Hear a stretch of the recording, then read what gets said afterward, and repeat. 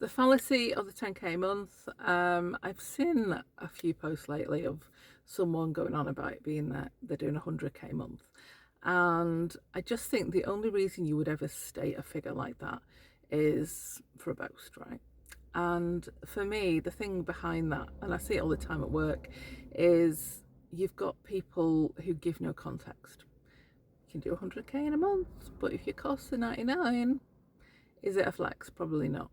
And I think you see that a lot online, especially when we're talking about people being self-employed, being digital nomads, working for themselves in whatever capacity. Like, everything's a win. As soon as you step out the door, it's a win, right? And it just isn't. And I think, like, for me, I was doing a 10k month on my last contract, but when I'm finding work for myself, which I am now because I'm not working on a contract, me getting to 10k again is going to take a lot of work.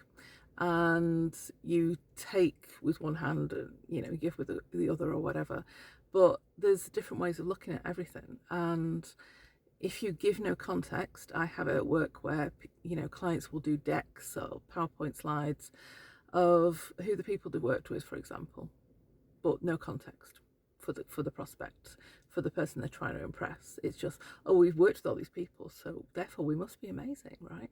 Like household names, that kind of thing. And the point is, like, no one cares. Like, they want to understand what you're going to do for them and how you're going to do it and when you're going to do it. It's not a case of, oh, well, you work with these other people, so you must be brilliant. Sure, we'll give you a load of money.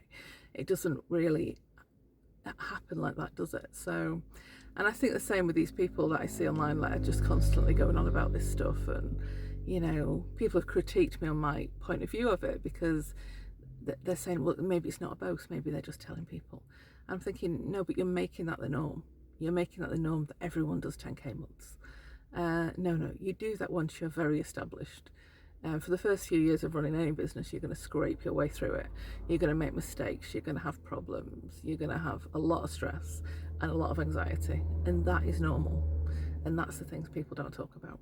They just talk about all the wins, but none of the losses, of course.